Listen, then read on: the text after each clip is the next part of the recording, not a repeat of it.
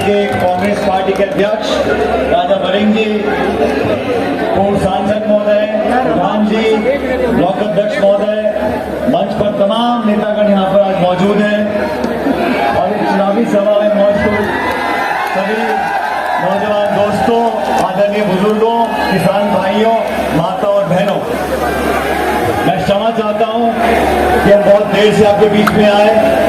आज सुबह आने का कार्यक्रम था जयपुर से, लेकिन यहाँ हवाई जहाज को उतरने की परमिशन नहीं दी और हम 4 घंटे देरी से पहुंचे।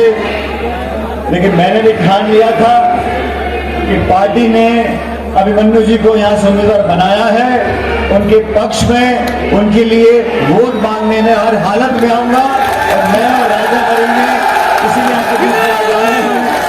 और मैंने सारी औपचारिकताएं बंद कर सीधा माइक को पकड़ लिया, क्योंकि आप लोगों से निवेदन करने के लिए, इस नौजवान मेरे छोटे भाई के लिए आपका आशीर्वाद मांगने के लिए, आपका वोट मांगने के लिए आज मैं यहाँ पर आया हूँ।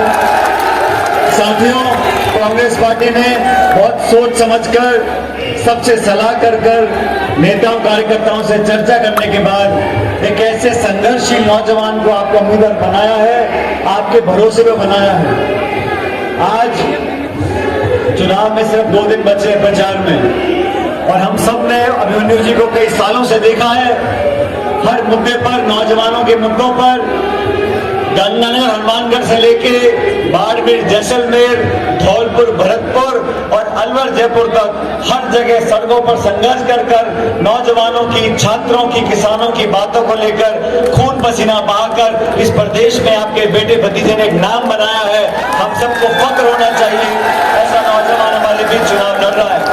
पार्टी में बहुत सारे लोग टिकट मांगते हैं और टिकट मांगना कोई बुरी बात नहीं है, लेकिन सारी बातें सोचकर, देखकर कांग्रेस पार्टी ने मन बनाया कि इस बार उस नौजवान को मौका दो जिसने अपना घर बार छोड़कर एक गरीब परिवार में जन्म लेकर छात्र राजनीति कर युवक कांग्रेस NSUI में अपना नाम कमाया और आज पूरी विधानसभा क्षेत्र में जो पैदल चलकर यात्रा निकाली थी, उस मेहनत को देखकर आज अभिमन्यु जी को पार्टी ने टिकट दिया है।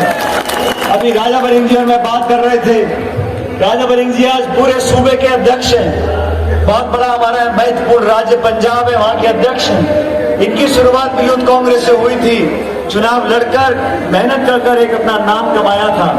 आज जो चुनाव हम लोग लड़ रहे हैं वो भारतीय जनता पार्टी के साथ चुनाव है।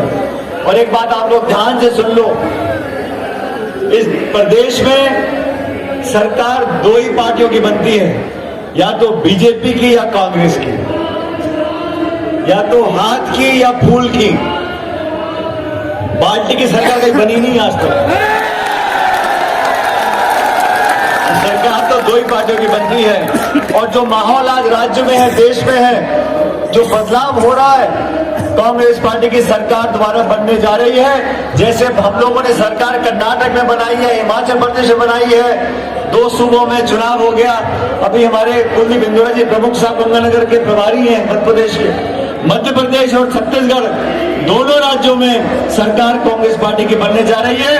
और 25 तारीख को राजस्थान में भी यहाँ से आप सब लोगों से निवेदन करने आया हूँ, ये हाथ का निशान हमारी कांग्रेस पार्टी की पहचान है। इस हाथ के निशान के पास वाले बटन को दबाकर इस नौजवान को अपना वोट दो, ताकि कांग्रेस पार्टी ने आप लोगों पर भरोसा कर जो टिकट दिया है आपका संघर्ष करने के लिए, यहाँ से जयपुर जाएंगे आपका विधायक बनकर और संग्रह विधानसभा क्षेत्र की अपनी पूरी ताकत के साथ सेवा करेंगे। ये बात करने के लिए आपके बीच में आए थे। दोस्तों, बीजेपी और कांग्रेस का फर्क आप समझो। सत्ता में 10 साल से भाजपा की सरकार दिल्ली में है। नीति, नियत और नेता आप भाजपा के देख लो और कांग्रेस के देख लो। भाजपा ने कानून बनाए, किसानों के खिलाफ 3 काले कानून। 1.5 साल तक किसान दिल्ली में धरना देके बैठे रहे, ठंड और गर्मी में भूखे प्यासे सैकड़ों किसानों की जान चली गई। तब जाके भाजपा की सरकार ने वो काले कानून वापस लिए। बीजेपी की सरकार ने नोटबंदी करी, GST लेकर आए, 2 करोड़ रोजगार देने का वादा किया था, काला धन वापस लाने का वादा किया था, 15 लाख हर खाते में जमा कराने का वादा किया था, कोई वादा पूरा किया नहीं।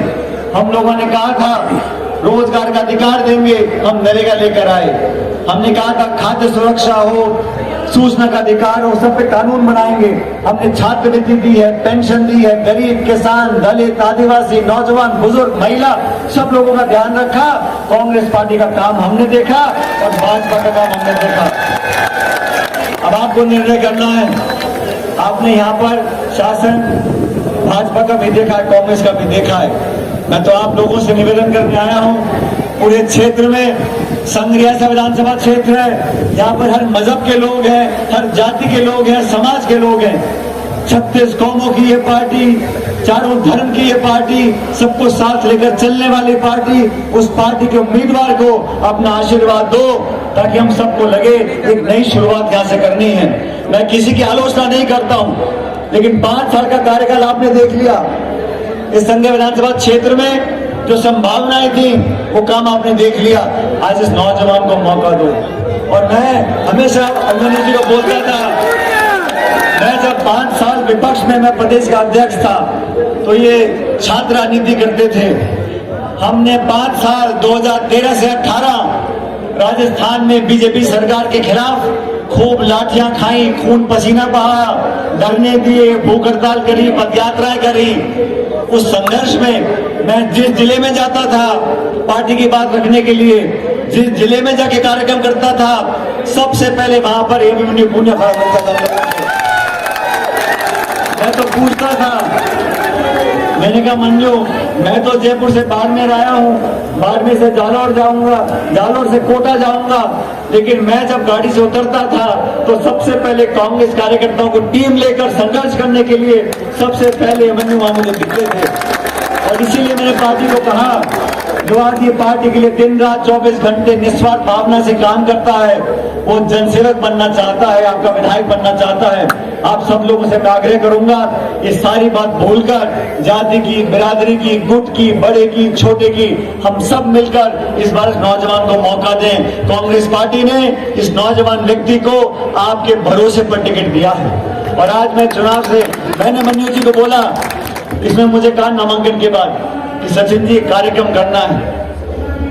मैंने कहा अभी तो चुनाव को गर्म होने दे, बहुत जल्दबाजी हो जाएगी। जब चुनाव के पास होगा तो इन्होंने कहा बीजेपी के बहुत नेता आ रहे हैं, बहुत सारे भाषण हो रहे हैं, फला नेता आ रहा है, फला मंत्री आ रहा है, फला मुख्यमंत्री आ रहा है, जिले में आ रहा है, संभाग में आ रहा है, मेरे क्षेत्र में आ रहा है, भाजपा के नेता बहुत सारे आ रहे हैं। मैंने कहा अभिमन्यु पुनिया जी, आप चिंता मत करो, हम एक सभा करेंगे चुनाव से ठीक पहले, उस सभा में सब बराबर कर दूंगा। क्यों बराबर कर दूंगा, सुनो।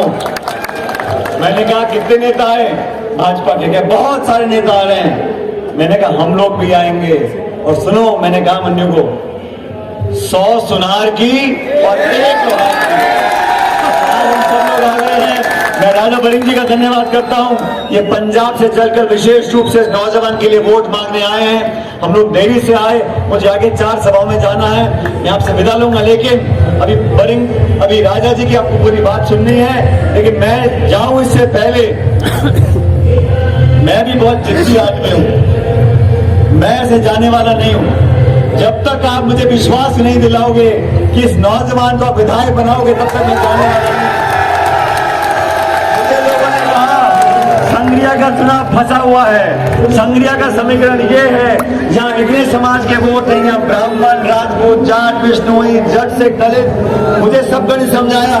मैंने कहा नौजवान की कोई जाति नहीं होती, किसान का कोई जाति नहीं होती, हम सबको साथ लेकर चले हैं, सबको साथ लेकर चलते रहेंगे।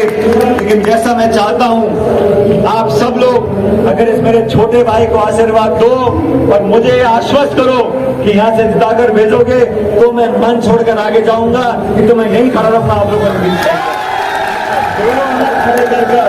दोनों हाथ खड़े कर आश्वासन दो, उसको बोला दोगे कांग्रेस पार्टी,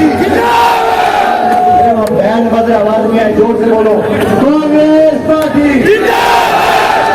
ये आवाज जीत का जयकारा है, इस आवाज से जीत 100% सच करनी पड़ेगी। आप भी नारा देना, जोर से बोलना कांग्रेस।